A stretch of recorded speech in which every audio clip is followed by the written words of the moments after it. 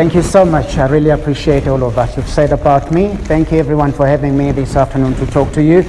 I am going to talk to you about my own adventure journey, which began when I was about 4 years old.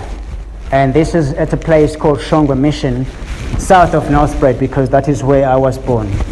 I say this was the beginning of my adventure years because that was the year when my parents separated, which obviously compelled my mother, who was a genuine Swazi, to take me and my sister over to the small kingdom of Swaziland. But my mother was illiterate. She'd never gone to school. She wasn't running any businesses. And this was to say that the first 10 years of my life were indeed an adventure that needed a lot of perseverance, an adventure that needed a lot of tenacity, but an adventure that needed one to persevere with hope. Because at the age of 6, people started coming to my mother and asked if I could work for them, and that is the first time I got my first job. I was a head boy looking after goats in the wilderness, all alone. At the age of 7, when I should have been at school, I wasn't at school. I was still given the responsibility to look after cattle. It was only when I was 9 years old that my mother had met a wonderful man who became my stepdad and gave me an opportunity to sit down at school and learn. And it's an opportunity that I appreciated, and I took and I made it count, not to please him or my mother, but to make it count for myself. Because from that day I knew then that my life was going to be in my hands. So I appreciated that opportunity by being the best I can be. And that is what I want to also encourage you, that every time an opportunity falls into your hands, it is your responsibility to make it count. Not make it count for your parents, friends, sisters, brothers, but to make it count for you, because it is your opportunity in the first place. I took that and I sat down in a classroom and worked very hard. It was up until 1991 when I walked out of high school. In Swaziland, it is O levels. And when I walked out of that school, my stepdad was very clear that he was not able to send me to a college or university. And therefore he was saying to me, I've helped you enough. Now it is up to you to take this adventure and take it forward. So I went around without any form of qualification except my high school certificate. And I wanted to look for a job because I realized that I didn't have a home. My mother and my sister were sitting in a little township in a rented apartment, a small flat. And I didn't think that was an ideal way to grow up. But I was at the stage where I could take everything and every responsibility and decision that I was going to make as I walked out of school to be my own responsibility. So I had to find a job, to try and find a place where I could build a house for my mother and my sister. But for 3 years, I didn't find any job or get any job. And one day, I got pointed to a construction company that was starting a very big building project. So I went and asked what job I could get. They gave me a pick and a shovel, and that is what I was going to use as tools to earn a living. You realize that that wasn't going to be the way to go. Young as I was at that stage, I realized that I didn't like that. So I needed to find something better, which forced me to go out there and seek more opportunities, create an opportunity for myself. And that opportunity was when I first received my first letter, having applied for a job at a nature reserve in Swaziland. And this was to do game ranging. I didn't know what game rangers were, but I took the risks, and then I went in there and I said, I've been looking for work for quite a long time and I appreciate the opportunity. For 7 years, I worked as a game ranger. It was when I was working in this game reserve that brings me to the crux of my second life, adventure life, was when it was on a Saturday afternoon. A gentleman had walked in, signing with me at the reception where I'd been serving, and I overheard a conversation between him and my working colleague, which said, my friend, you work in such a beautiful game reserve, and I just wanted to check if there are any groups of hikers I can join on a weekend. And my work colleague very correctly said, I'm sorry, sir, people that come and walk here, if they do with their own groups of friends. At that stage, my heart says, introduce yourself to him and tell him that you will be the person that will be keen or interested to take him on the walk if he wants to walk. So I introduced myself to this man named John Doble, British High Commissioner serving in Swaziland. I said, sir, if you really like to walk in the game reserve, I'd be happy to take you to a walk on a Saturday. Let's see if this talks to us. There we go. I will take you on a Saturday when I'm off duty. And then on that Saturday, we walked down along a river, crisscrossing this river, and then obviously I'm acting guide on this day. I'm helping him to climb and rock scramble very safely. I'd never been interested in rock climbing when I was growing up because of my desperate nature of upbringing. But then when we go to this part of the waterfall that you see, we had come from the bottom of it, and my friend wanted to see if it can be climbed at the side so that one can see the view from the top. And when he asked me if it was possible to do it, I said it can be done. I helped him up as we were scrambling up that ridge. As it is, he was able to identify something that was lying hidden within me, which I wasn't aware about. And that was the ability to climb with such ease and such agility. So that is what he said to me. He said, you climb with such, you show no fear. And I felt comfortable when you were guiding me up to the top part of the waterfall. But this makes me ask a question, why Africans don't climb mountains? Because the highest mountain in the world, Mount Everest, since it was climbed in 1953 by Shepherd Tenzing Norgay and Edmund Hillary, it has never been attempted by an African. This was in 1996. And this question is posed to an African boy who was growing up barefooted until the age of 10, having not worn a pair of shoes. What would you have said if someone asked this question to you? For me, I had to think very quickly about where Everest was, and I recalled very well because I knew our highest in Africa is Kilimanjaro. Surely this was a mountain which was overseas. And when I realized that it was in the small country of Nepal, I said to my friend, you realize, say, that it is not because we can't climb mountains like Everest, because we can't afford the costs to go and climb a mountain. My friend then got excited to hear that part of it, saying that at least if I thought if we given the resources to do it, I would do it. So he posed a question that was to change the course of my second life, of my adventure to be a mountaineer, because he says to me, if money was not the problem, if you had the resources and the means to climb Everest, would you do it? He tells me how high Mount Everest is.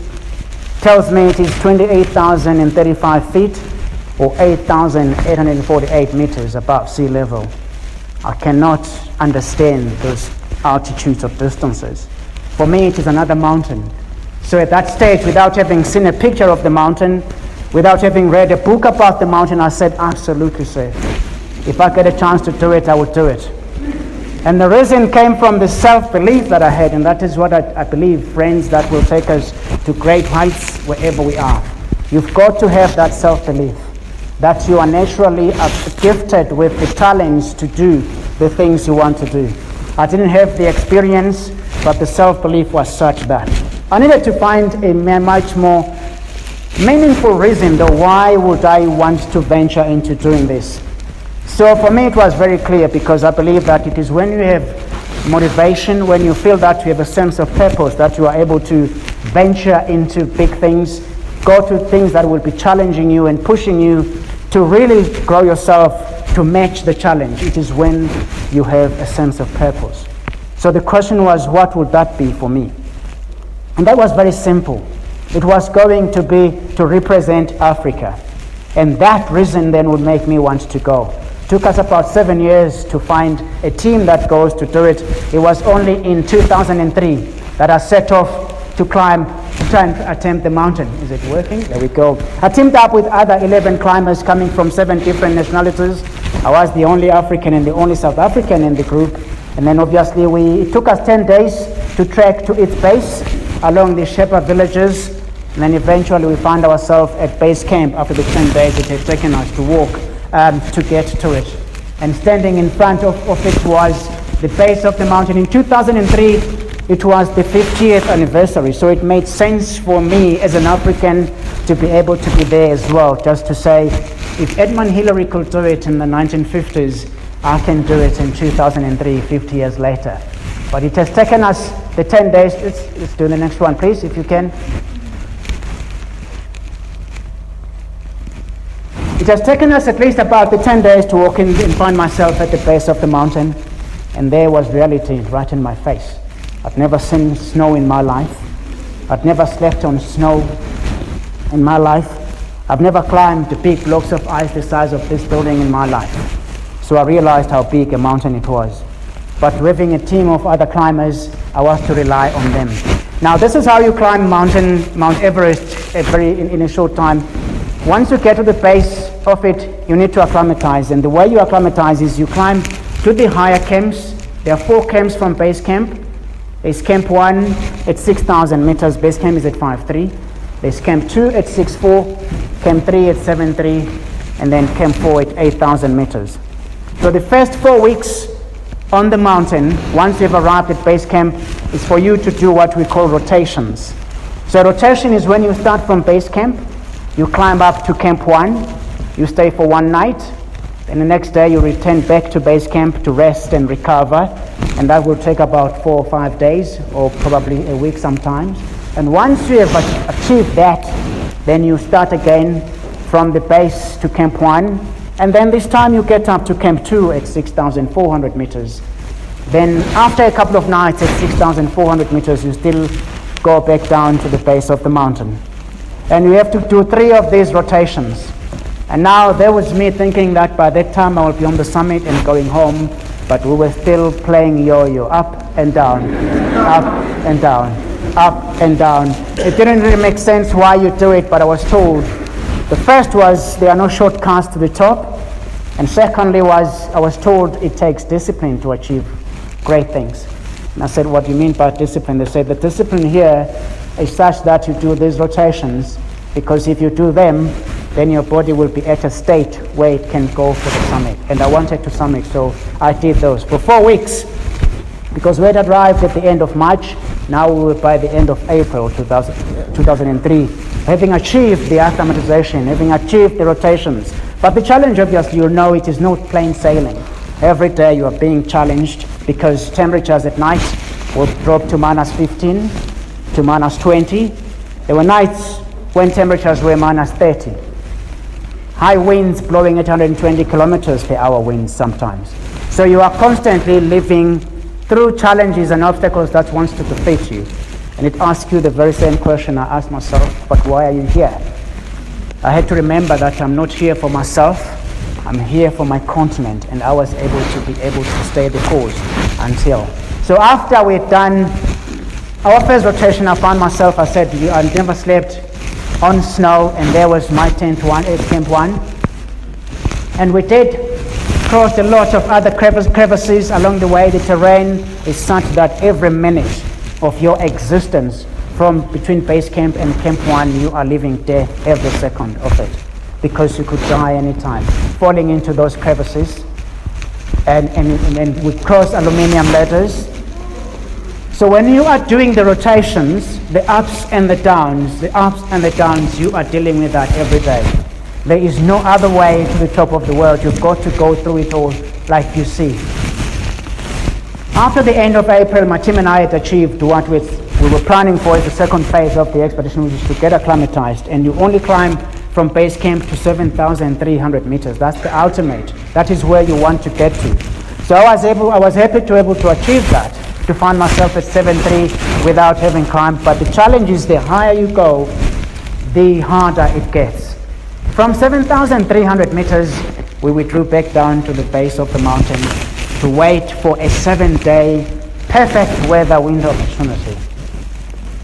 So we're very excited about it, but it was not to be like we'd wanted it to be, because up until the first week of May, we were sitting at base camp, the mountain, still not looking good. As a blessing in disguise, we got some fairly good weather focus, which obviously forced us up to the mountain. Excited we were, we climbed up, back up to camp 2, and to come back to camp 3, it had snowed profusely during the night, such that conditions were unwalkable.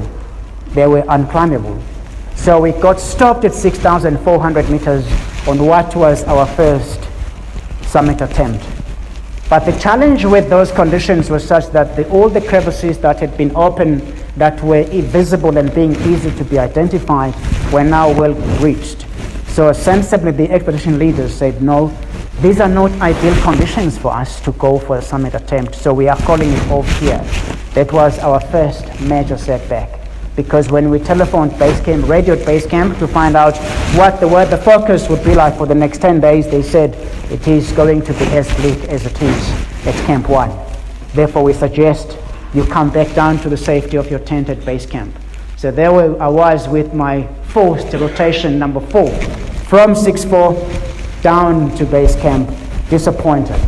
We'll sit there for 10 days where the weather was still very atrocious. High winds to beyond walking or us venturing any high. Just sit in your little tent and wait day in and day night. 10 days we had to endure this, which is what we did, because on the 17th of May we got another fairly good weather focus to say we could go up, and then again we'd never lost hope. We started back up again to Camp 1, to Camp 2. By that time we found our little huts, as you see on the slide. It was agonizingly cold, particularly if you come from Nelspruit, where it is probably about as it is here. So there you are, coming from extreme hot temperatures to finding yourself at extreme cold temperatures. It plays around your head when you are able to do that. But I was determined to do this, so we had to go through that. From 7,300 meters, we climbed up to 8,000 meters. Let's do it.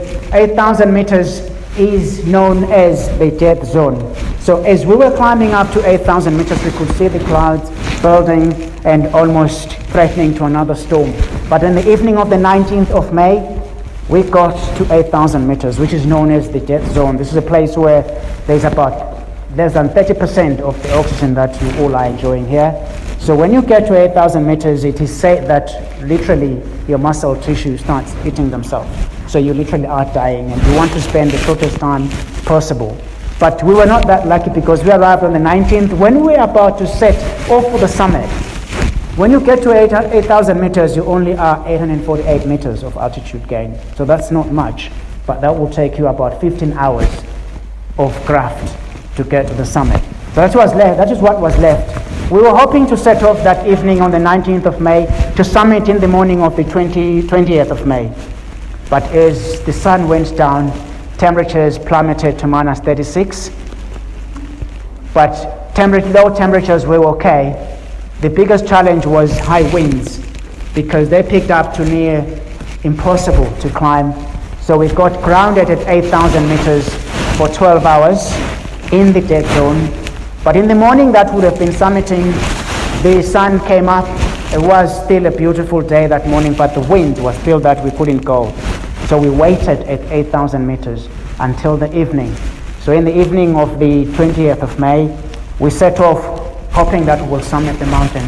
We climbed to 8,100 meters. We climbed to 8.2, progressively to 8.3, and then at about midnight we were at 8,600 meters. When a big snowstorm hit us, we were 248 meters before the summit. It was so dark that I couldn't even see where I was going. My teammates, you couldn't even talk to them. We couldn't talk to each other. That is how noisy the wind was. So it was such a threatening experience that we made a good call to turn back from 8,600 meters. We withdrew back down to 8,000 meter camp, and then down to 6,000 meter, 400 meters. There was at Camp 2, having been that much closer to the summit.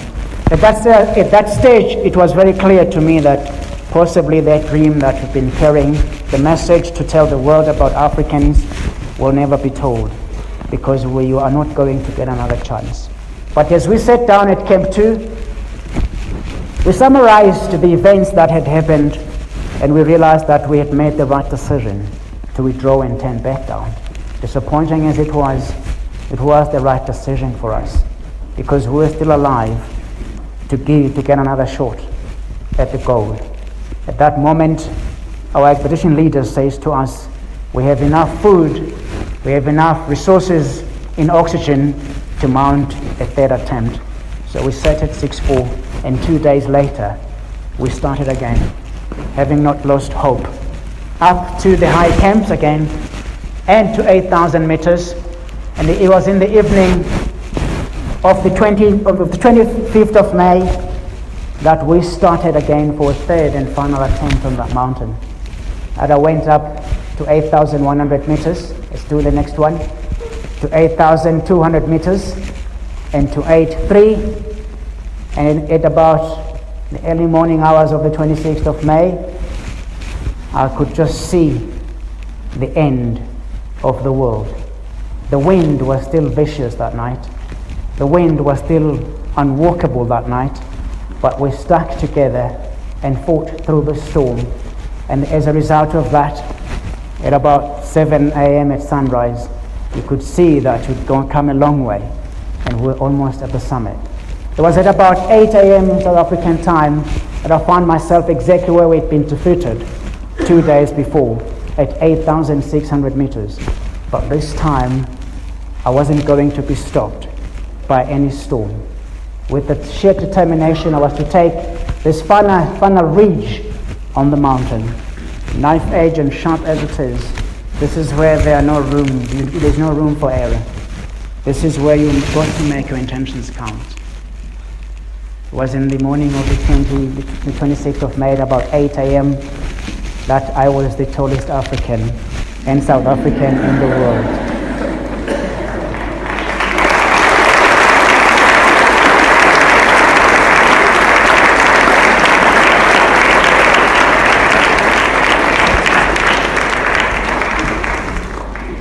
It had taken me 60 days to achieve this.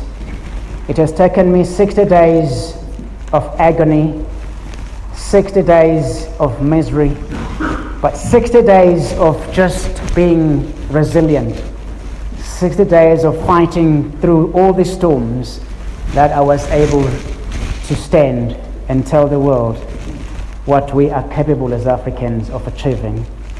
But this journey of life requires us to stand on top of mountains, not for the world to see us, but for us to see the world. Because when I stood there and I saw the world and its vast opportunities that are out there, I realized that in this game of life, the mountain of life is climbed by many, but it is conquered by very few. And those few are people who aim high.